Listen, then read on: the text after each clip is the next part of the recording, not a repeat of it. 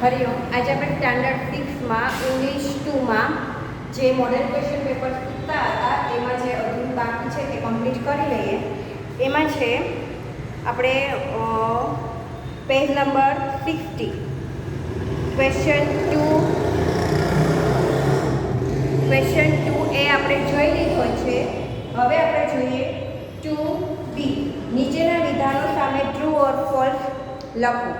મોટું was a rat, તો શું આવશે? ફોલ્સ, કેમ કે મોટું કોણ હતો? એલિફન્ટ. નારદ મુનિ ચેન્જ વાલિયા લાઈફ, તો શું આવશે? ટ્રુ.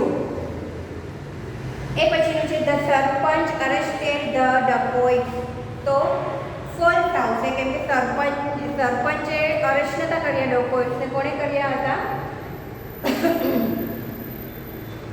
પછી છે the policeman demanded your identity card, તો શું આવશે? ટ્રુ. હવે છે નીચે રાજેશના વર્ગની વિગત આપતું પત્ર છે, તેના આધારે તેની નીચેના પ્રશ્નોના ઉત્તર લખો.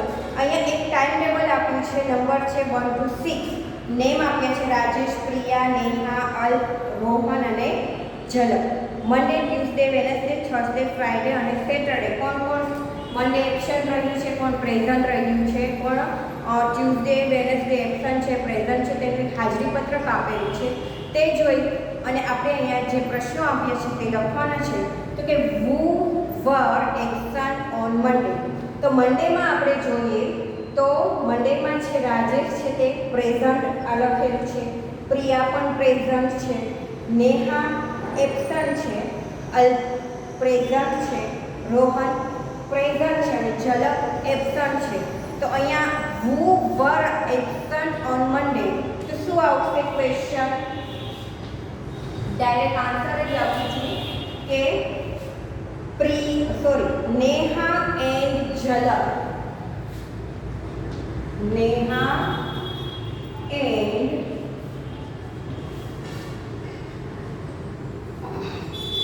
ઝલક were absent on Monday.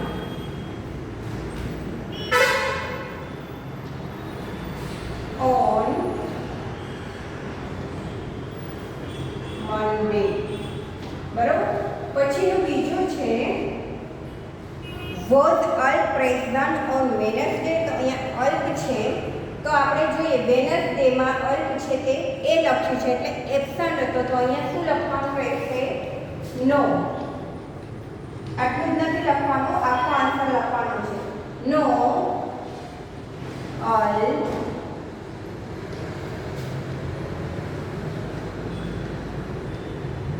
was not present on Wednesday.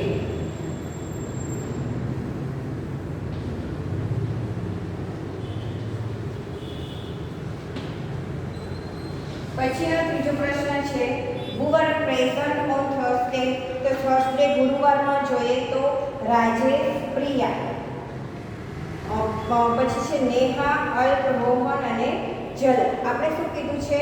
તો કે પ્રેઝન્ટ કીધું છે, તો પ્રેઝન્ટમાં નેહા, અલ્પ, રોહન અને ઝલક એ ચારે છે તે થર્સડે એટલે કે ગુરુવારે પ્રેઝન્ટ હતા.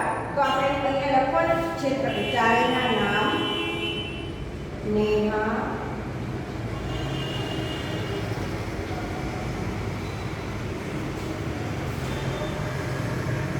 પછી રોહન,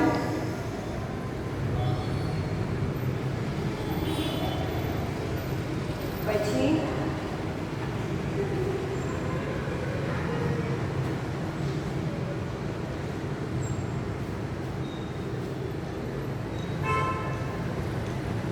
નેહા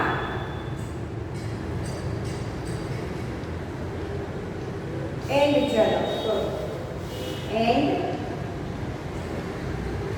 ઝલક present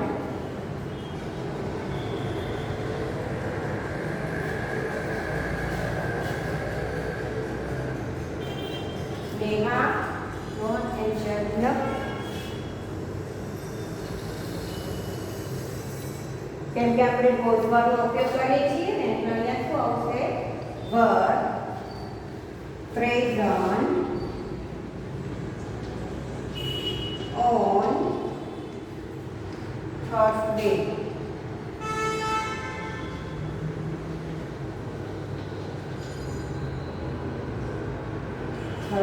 બરાબર. હવે ચોથું છે તો શું છે was Rajesh absent on Thursday. તો અહીંયા જોઈએ રાજેશ છે તે એબસન્ટ હતો થર્સડેમાં, તો કે યસ. તો શું આવશે યસ રાજેશ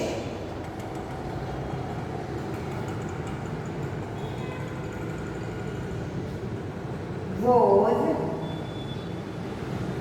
absent on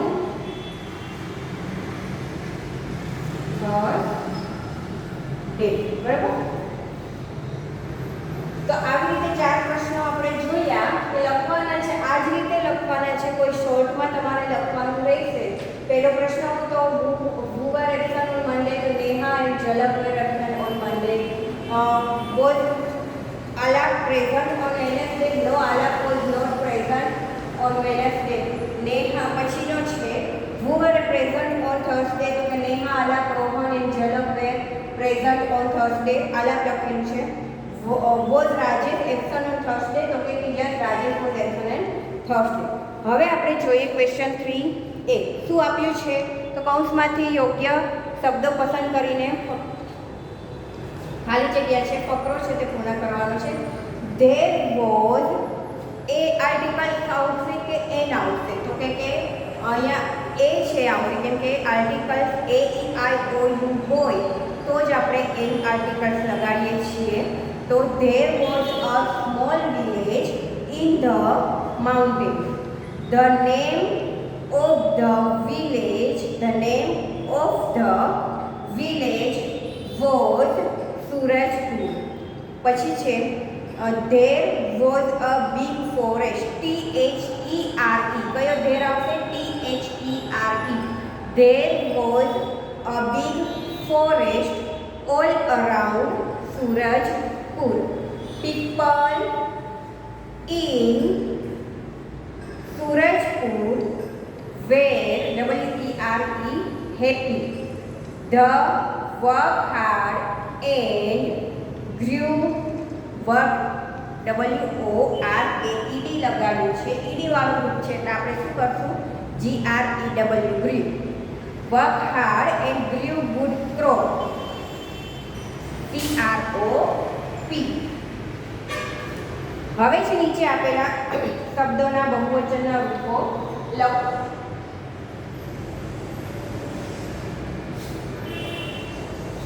તો એમાં આપણે જોઈએ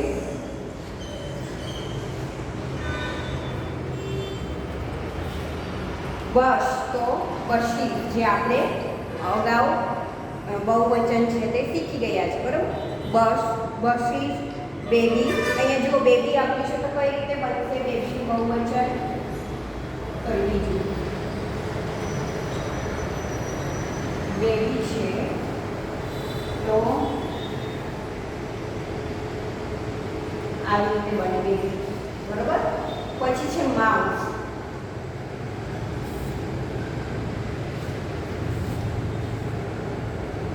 માઉસ. પછીનું છે ચાઇલ્ડ.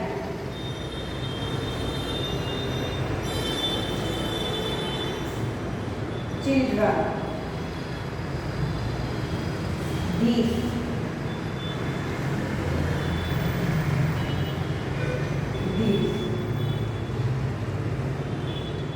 છઠ્ઠું છે ટોય.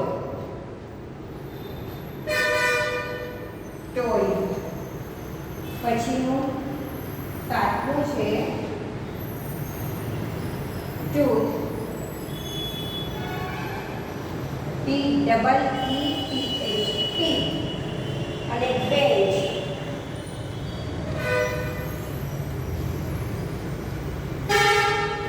શું આવશે? બેન્ચીસ. આ લખ્યા. હવે છે ક્વેશ્ચન 4a, રેખાંકિત શબ્દો ઉત્તરમાં મળે તે રીતે પ્રશ્નાર્થ વાક્ય બનાવીને લખો. હવે જો અહીંયા પ્રશ્નાર્થ વાક્ય જે આગળ આપણે શું લખ્યું તો કે બ્રેકેટમાં આન્સર આપ્યા હતા અને આપણે આન્સર લખ્યા હતા, ક્વેશ્ચન પૂછ્યો હતો. હવે આપણે અહીંયા આન્સર પૂછ્યો છે અને આપણે ડબલ એ થી શરૂ થતા ક્વેશ્ચન લખવાના છે.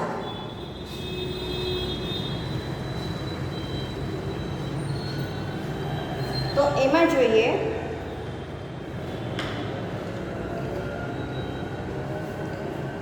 Piyush at mango.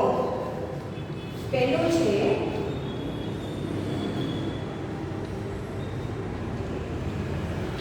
Piyush at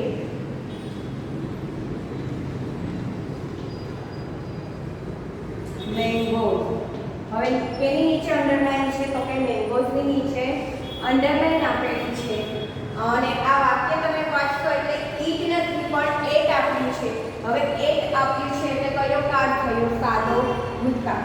mangoes આપ્યું છે એટલે શું પિયુષે શું ખાધું? પિયુષે શું ખાધું તો કે કેરીઓ ખાધી. તો અહીંયા શું આવશે? વોટ થી પ્રશ્ન બનશે.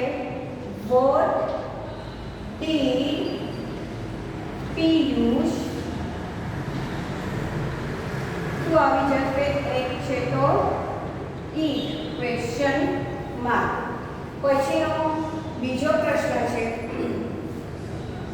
ફાધર કેમ હોમ. ફાધર કેમ હોમ એટ 7 o'clock. હવે કઈ કેની નીચે છે તો કે એક 7 o'clock ની નીચે અંડરલાઈન છે તો વેન સમય દર્શાવે છે તો વાક્ય શેનાથી બનશે? વેન થી. વેન અને એ જ રીતે કેમ આપેલું છે એટલે ભૂતકાળવાળું વાક્ય છે. When did father come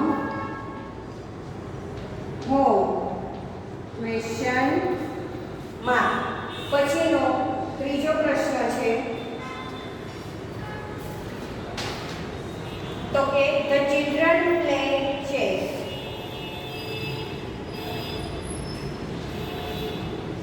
Children play chess. તો આમાં પણ તેની નીચે અંડરલાઈન છે ધ ચિલ્ડ્રન નીચે એટલે હવે તમને ખબર છે કે તેનાથી વાક્ય બને વુ. પણ વાક્ય કયું છે તો કે ભૂતકાળ જ છે પણ વુથી વાક્ય બનશે તો ડીડ લાગશે નહીં. વુ પ્લે ચેસ, ક્વેશ્ચન માર્ક. બરાબર, વુ પ્લેડ ચેસ. હવે પછીનું છે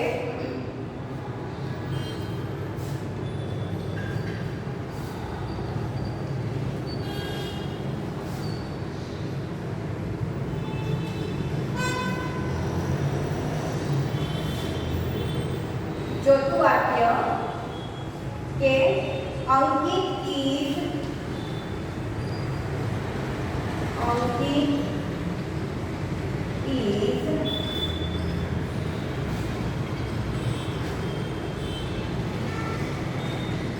hiding under the coat.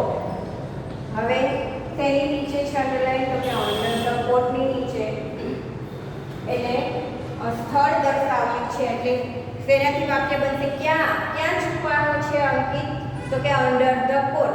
તો વેરથી વાક્ય બનશે વેર. હવે અહીંયા શું છે? ઈઝ વાળું વાક્ય છે અને કયું છે જુઓ ઈઝ અને આઈએનજી લગાડ્યું છે એટલે ચાલુ વર્તમાન કાળનું વાક્ય છે.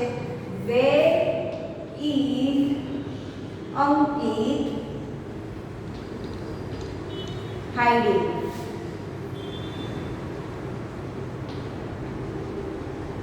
Where is Ankit hiding question mark.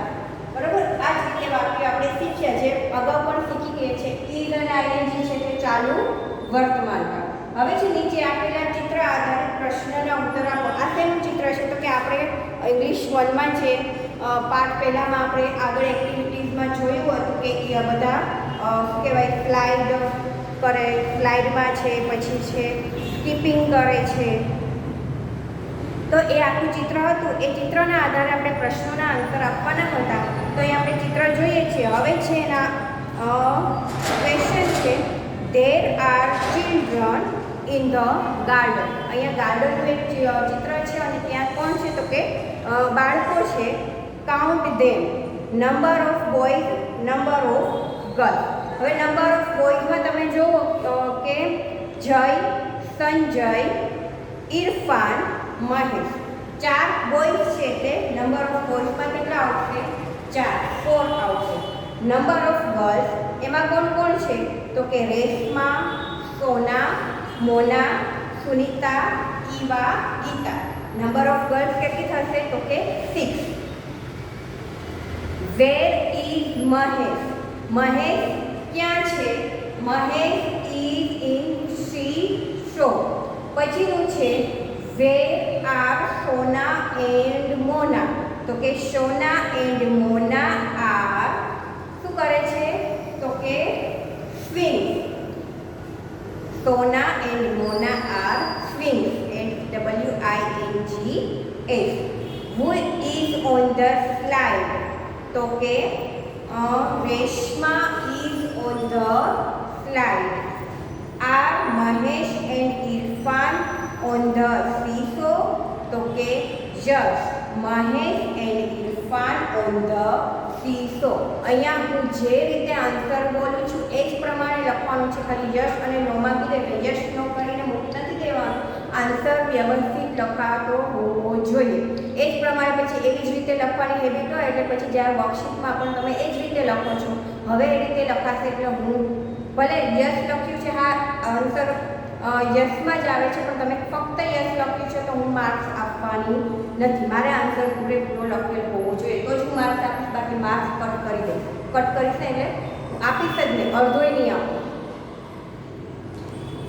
પછીનો છે is Sanjay on the slide?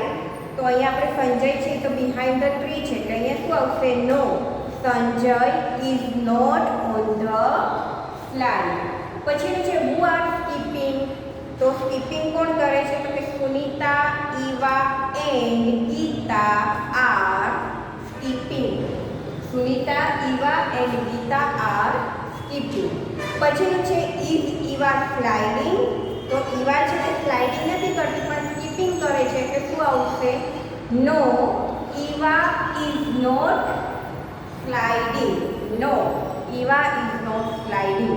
એ જ પ્રમાણે હવે આપણે જોઈએ કૌંસમાં આપેલા શબ્દનો ઉપયોગ કરીને ખાલી જગ્યા પૂરો. અહીંયા એમ ઇઝ આ રોઝવરવાળી ખાલી જગ્યા છે. તો ધીસ યર આ વર્ષે આઈ ખાલી જગ્યા ઇન ક્લાસ 5 સોરી તો શું આવશે? 6. તો શું આવશે તો કે this year I am in class 6 am આવશે. લાસ્ટ યર હવે કયા વર્ષે 5મા ધોરણમાં હતો કે હતી? તો લાસ્ટ યર થઈ ગયું છે તો શું આવશે? I was in class 5. પછી છે માય ફ્રેન્ડ ખાલી જગ્યા હિયર ટુડે. ફ્રેન્ડ બહુવચન આપેલું છે તો અહીંયા શું આવશે? Are. My friends are here today. અને ધે છે તો ધે સાથે અને જુઓ યસ્ટરડે લખેલું છે એટલે વોઝનો ઉપયોગ થશે કે વરનો? તો તમને ખબર છે ધેની સાથે વર લગાડીએ છીએ. દે વર નોટ હિયર યસ્ટરડે. હવે અહીંયા એક પેરેગ્રાફ આપેલો છે ક્વેશ્ચન 5માં. નીચે આપેલી વાર્તા વાંચી પ્રશ્નોના ઉત્તર આપો. હવે એમાં શું કરવાનું છે તો કે once there lived an old man in a village. He was always active and cheerful. He helped people every day. One day he was planting a mango sapling. The king arrived there. He show the old man planting the mango sapling. He was surprised. He said, "You are planting a mango sapling. You are very old. You will not be able to enjoy the fruit." The old man calmly replied, "I do not plant it for me. I plant it for my grandchildren." The king was happy. He praised the old man. હવે અહીંયા એક old મેનની વાર્તા કરી છે. મેં તમને આગળ પણ કીધેલું હતું કે તે શું કરે છે તો કે નાના નાના રોપ છે તે વાવે છે. તેના હોય છે તો કે મેંગો ટ્રીના હોય છે. જ્યારે તે વાવે છે ત્યારે ત્યાંથી રાજા નીકળે છે અને તે જોવે છે તો તેમને એકદમ આશ્ચર્યચકિત થાય છે કે આ વૃદ્ધ માણસ છે તે અત્યારે જે નાના રોપ જે મેંગોના રોપ છે તે આંબાના વૃક્ષ છે તે હજી તો રોપ છે તે વાવે છે, પણ જ્યારે તે વૃક્ષ 20-22 વર્ષ પછી મોટા થશે અને ફળ આપતા થશે ત્યારે આ ઓલ્ડ મેન તો આ દુનિયામાં હશે નહીં. તો પછી એ શું કામ એને તે રોપને વાવે છે? તો રાજા છે તેને એ ઓલ્ડ મેનને ક્વેશ્ચન પૂછે છે. તો એના આન્સરમાં તે ઓલ્ડ મેન એમ કહે છે કે હું આ જે રોપ છે હું મારા માટે નથી વાવું પણ કોના માટે વાવું છું? તો કે મારા જે શું લખ્યું છે ગ્રાન્ડચિલ્ડ્રન એટલે કે પૌત્ર અને પૌત્રીઓ જે છે જ્યારે મારા એ બાળકો જ્યારે તે મોટા થશે ત્યારે એને તો ફળ મળશે ને એ સાંભળીને રાજા છે તે ખુશ થાય છે. What was the old man planting one day? તો કે the one day અહીંયા આપ્યું છે પણ આપણે કઈ રીતે લખવાનું? The old man planting one day a mango sapling. The old man planting one day a mango sapling. Who was surprised? The king was surprised. The old man lived in a village. The old man was active and cheerful. આ ઉપરની લાઈનમાં જ આપેલું છે active and cheerful. બરાબર. હવે છે question 5B.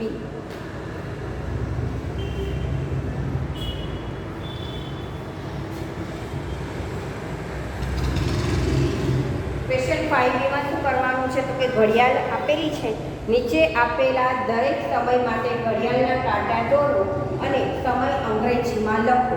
હવે 11 શું લખ્યું છે?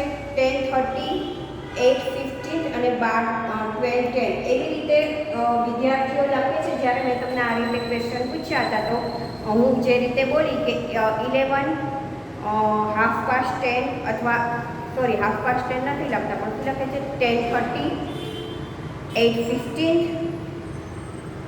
12 to 10 એવી રીતે લખશો તો હું માર્ક્સ આપવાની નથી. અહીંયા જો લખ્યા છે એક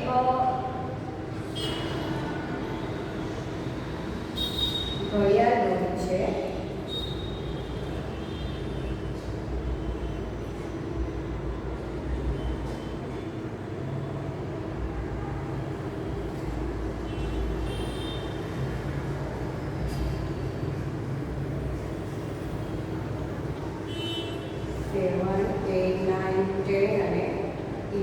હવે દોરી છે અહીંયા લખ્યું છે કેટલા વગાડવાના છે તો કે 11. બરાબર.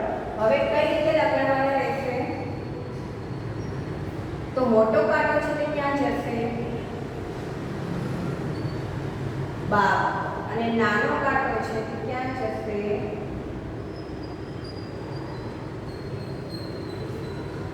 11 વાગ્યા છે. હવે આને કઈ રીતે લખીશ તો કે It is 11 o'clock. આવી રીતે લખવાનું છે, નહીં કે ખાલી 11. બરોબર. પછીનું છે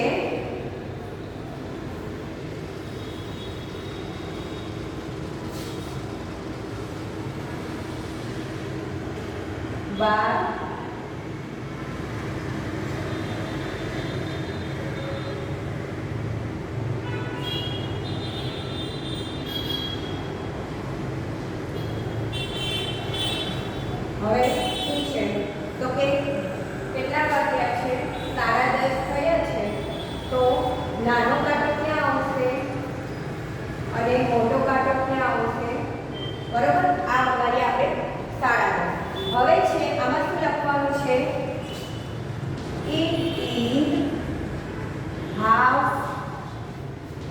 past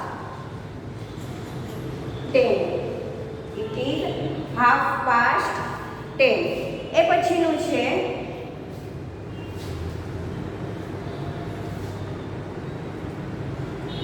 કેટલા વગાડ્યા છે તો કે 8.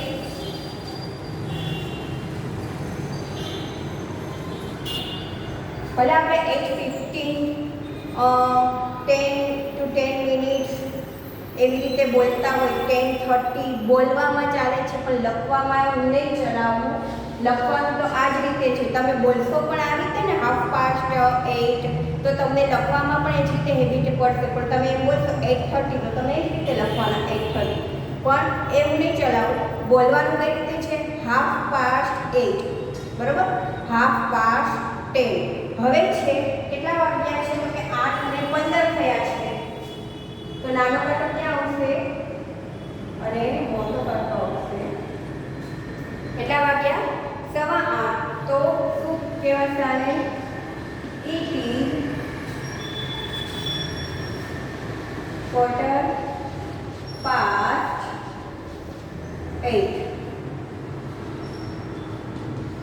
It is 8:15. હવે કેટલા વાગ્યા છે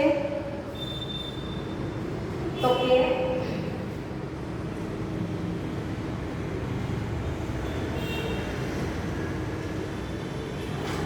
12:10 થઈ છે.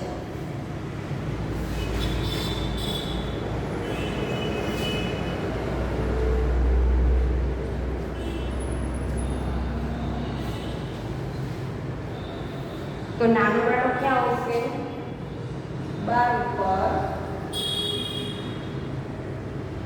અને મોટો કાંટો ક્યાં આવશે 2 ઉપર. 12:10 થઈ છે તો આપણે શું કહીશું it is 10 minutes past 12. It is 10 minutes past 12 એટલે 12 ની ઉપર કેટલી મિનિટ જતી રહી છે તો કે 10 મિનિટ. તો આ રીતે જ તમારે લખવાનું રહેશે, નહીં કે 10:12 10:30 એ રીતે લખવાનું રહેશે નહીં. બરાબર. હવે પછીનું જે કૌંસમાં આપેલા શબ્દ સમૂહોનો ઉપયોગ કરીને સંવાદ પૂર્ણ કરો એ તમે તમારી જાતે કરી લેજો. સાબિતી છે બાકી હું કરાવી દઈશ નેક્સ્ટ પીરિયડમાંથી હવે ફરી પાછું આપણે ફરીથી રિવિઝન કરીશું. હરિઓમ.